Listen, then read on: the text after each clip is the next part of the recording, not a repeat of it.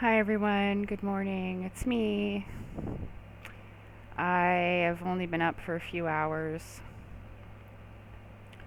and I woke up this morning and I finally got to see where the drama was regarding Elena Danaan being dead, which she's not.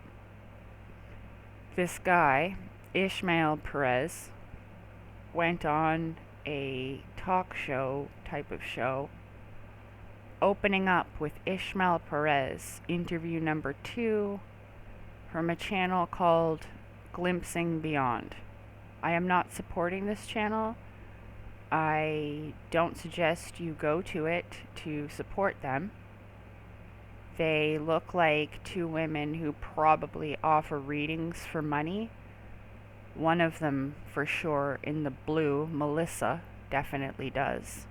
You can just tell. But I don't know anything about these people. I've never seen them before. I've never heard of them before until today. And I was directed to this by a channel called Reviewed, Revude. So the guy basically says that she was murdered and replaced with a clone. I definitely don't get that vibe. I was just looking at it. I don't get that vibe. She is always the same as she was. If you want to see someone that's happened to for real,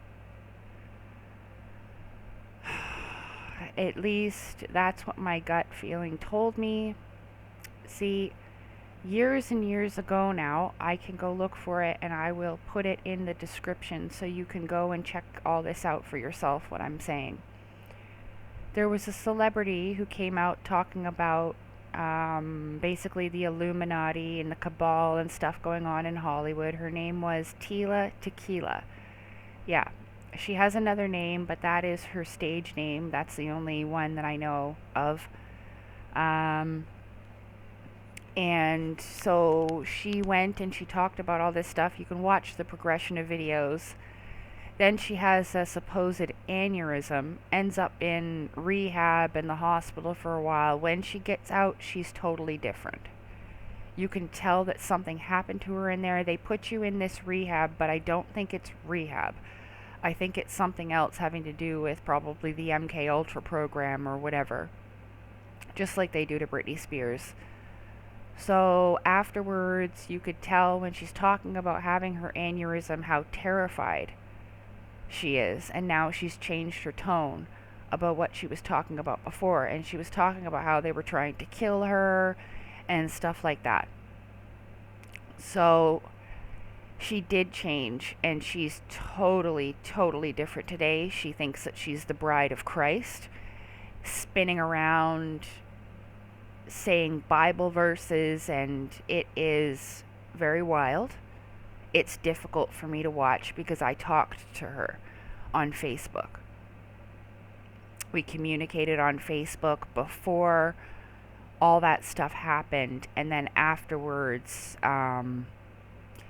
she went all Donald Trump crazy and started supporting the Aryans and Nazism and all kinds of stuff.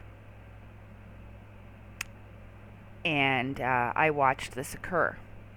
So I do know somewhat of what this guy's talking about.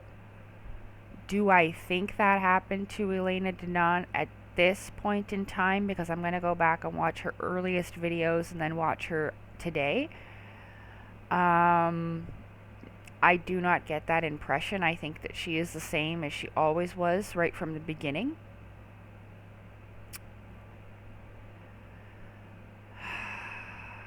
I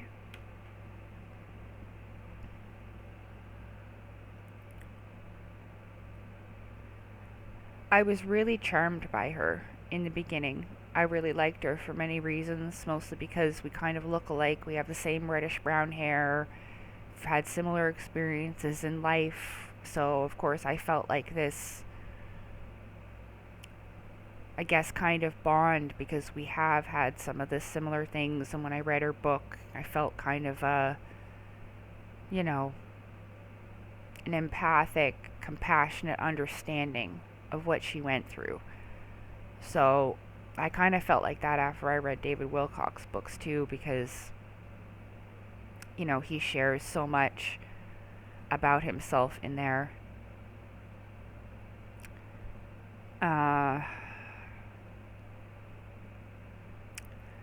Unfortunately, though, I can't shake the feeling that there's something wrong.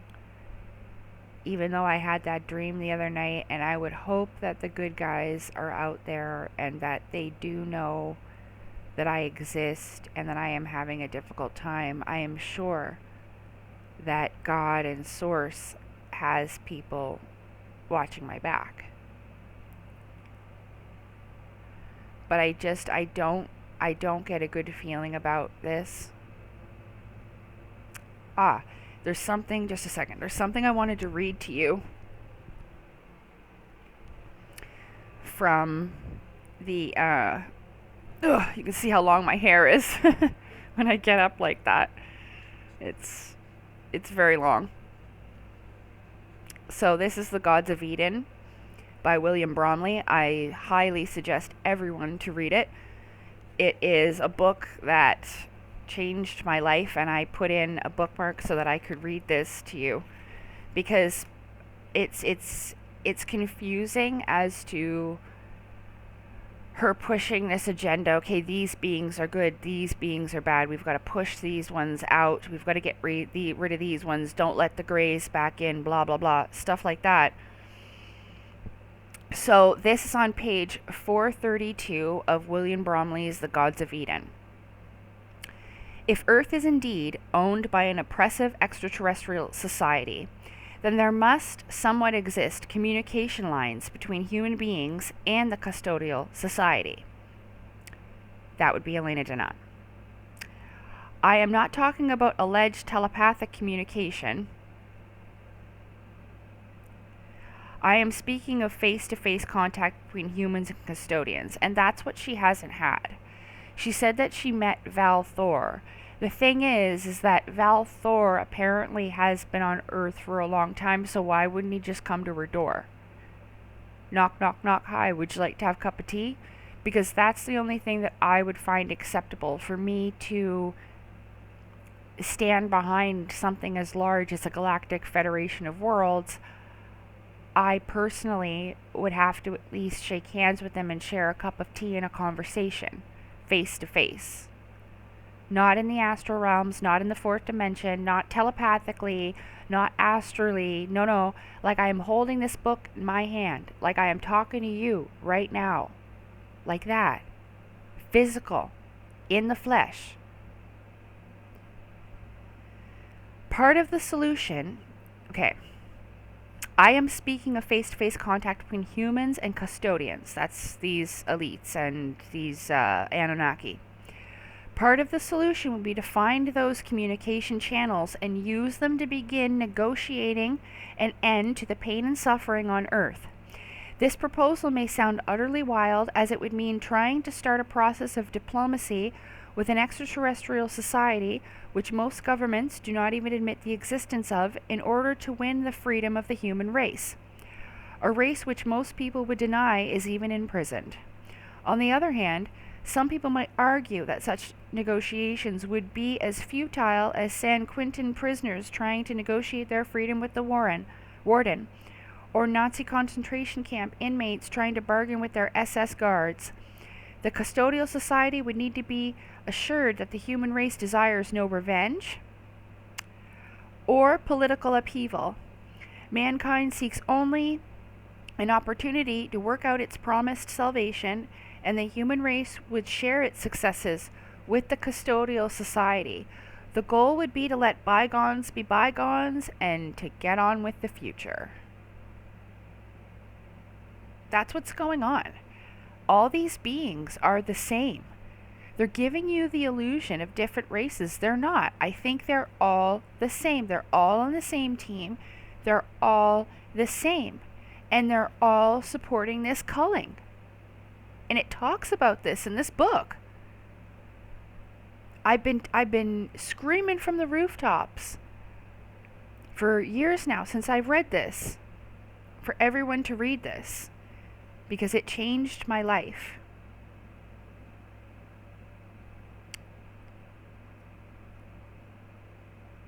Fortunately, many people understand that true national security is achieved through friendship and peace. Ask any American if they feel threatened militarily by Canada. Or any but the most paranoid Canadian the same question about America. Like, they're just working it out now. They're stopping all this stuff. Okay, well, we can't harvest people and kids anymore, so we'll have to stop that and do an alternative, which is probably going to be worse. These beings have to live off the life force of other things.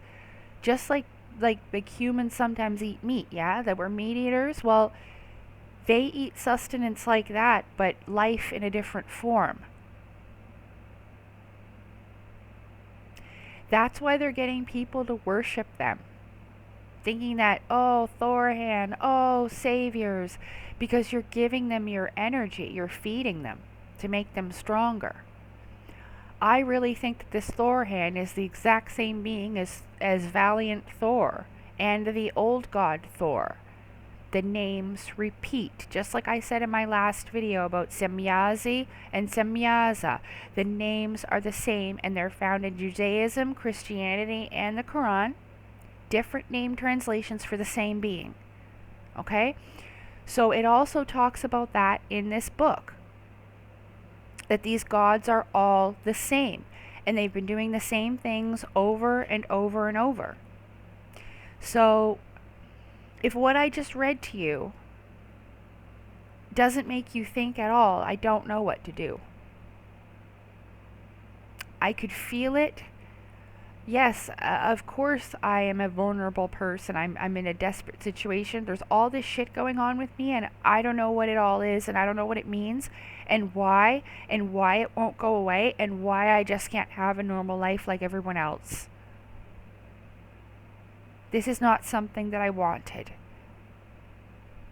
This is something that I desperately wish I could fix. But I can't. I can't get out of it. This isn't a job I guess you can just quit. So I continue.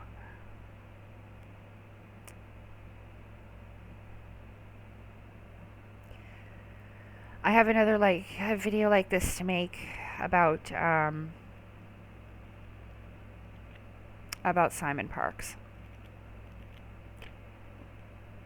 But as far as Megan Rose goes, she's a victim. She is a victim who has been taken over by this Q Trump bullshit narrative, okay? Whatever beings are behind that, they're probably the exact same ones.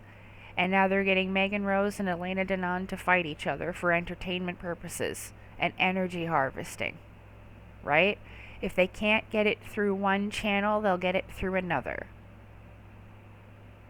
And you're thinking, well, which ones? No. I'm probably going to die. I don't expect to survive. Because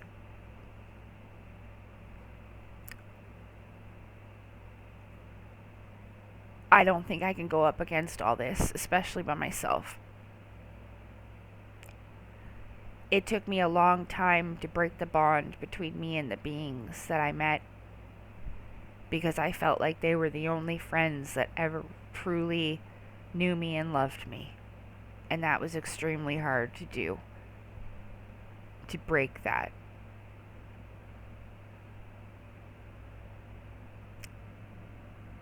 And they still try stuff to get me to come running back to them. So I'm just trying my best here. If I was harvesting energy, I would be doing a hell of a lot better than I am now. If they were doing it through me, I would still be doing a hell of a lot better than I am now. I'm exhausted all the time. I was pretty emotional last night because, again, I got so exhausted that I could hardly stand up, keep my eyes open, and there was drool coming out of the corners of my mouth because I couldn't stay conscious. And I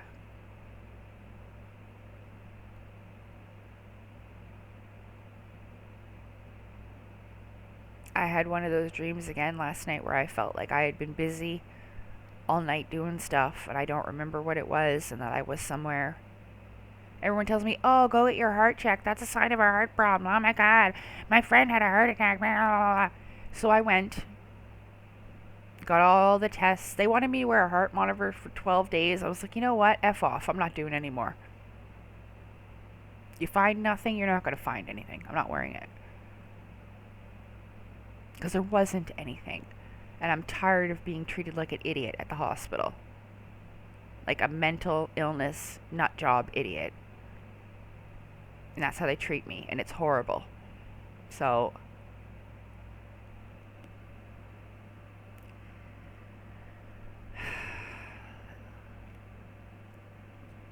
they were friends first, Elena and Megan. Why wouldn't she know right away that the being that she was connected with wasn't actually Valnek, this person that she created? Or that is real, I don't know. Why wouldn't she know? Because Megan said that she was in a relationship. You see this in the first videos. Oh, my ET husband or whatever. And I know she's talking about Valnek. So if Valnek's gay and has always been gay, he didn't just turn gay, did he? Like, oh God, it didn't work out with Megan, so I think I'm just going to go be with men now, leave the Galactic Federation and go to a different part of the galaxy.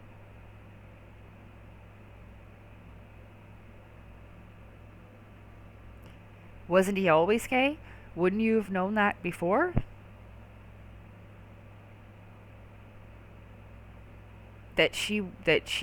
How? So, okay, so it was Valnek that's compromised, then her? It doesn't make any sense.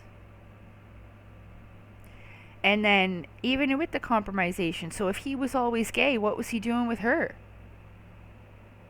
Why would he make her think they were going to be in a relationship if he's gay? Maybe I'm just confused and I'm wrong and I don't know the whole story. I'll admit I didn't pay like all that. I wasn't watching all the videos. The second that you guys started to get together, I was like, there's something wrong with this. I did. And I wasn't jealous. God, don't think that. Ugh. No. And yeah, I guess I do feel a little bit disgust, like, about the whole ET lover thing. I just think that, like, I'm single, I know why I am. Intelligent, beautiful women have a hard time finding relationships. This is a fact. So, I get it. But at the same time, I don't. I think that if things seem too good to be true, they are. And I've always wanted to have hope with that, but yeah, if it seems too good to be true, it is, and that proves it right there. I knew, because I know both sides. I've met these reptilian beings. I've had conversations with them. And no, they're not all that nice, but a lot of the stuff they say, it's not like it's not true. It just might be a little bit difficult to hear. But anyway, I hope that I've expressed myself enough this time, because last time, I don't know, I am really trying to approach this with unconditional love. I do realize that I have trust issues, and that's probably how the mental illness part affects me, is that I do have trust issues and I have issues with people because of the way that I have been treated in my past, okay? And I have taken that into consideration. But I ignored my intuition about many, many things, including Romana Didelot, because I wanted her to be real. I wanted that to be a real thing. And when I figured out it wasn't, I was very depressed and angry and embarrassed. And it was because I thought that if she's coming out, then there'll be other people, and that means that maybe I'll have a chance to finally exist in this world as well. That's why. If that can make sense to you. Because I felt so isolated and different and unwelcome and unwanted, I just thought, well, maybe now I'll have the opportunity to show people who I really am. And not be relentlessly and brutally abused. I just thought maybe that would be a relief for me. But I ignored the intuition, and I can't do it this time. Even though, I like her. I can't help it. She's charming. And I think that might be the trap. Because, the moment that I watched that dragon video that she made, she just charmed me all over again. And then I had the dream about the Galactic Federation thing, and I think that is where the manipulation is. I will never speak for them. I will never support them. I don't know you. We've never met. Just like I haven't made videos in support of the beings that I made. I just tried to tell you what happened. Anyway, it's enough about this. I hope that I've made my point. There's something wrong. And it's probably these suckers, the custodians. That's why she's talking to Enki and them now. That was the Anunnaki. That's Enki and Enlil, Anu. And Anu is the same as Odin. Odin with Loki and Thor. Anu with Enlil and Enki. It's the same. The stories repeat over and over and over and over again. Read The Gods of Eden by William Bramley, and you will know this. You can also visit my Telegram channel, where I've posted all the information I can think of as of late. I do try my best. So I wish you a good day. This is the book. It was $8.99, I believe, on Amazon. It's $11.99 here Canadian, $8.99 USA. It's not expensive, and it's also available for free in a PDF format on my Telegram channel. So I love you. Have a good day.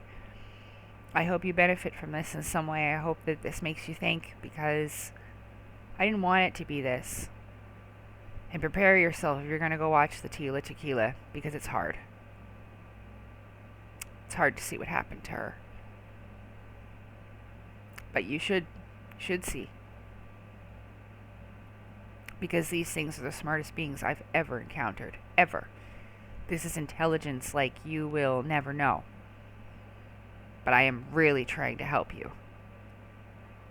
And this was devastating for me, as you can tell, if you've watched some of my videos. So, doing my best. I'm trying to stay strong. God source bless you. Good luck. Take care.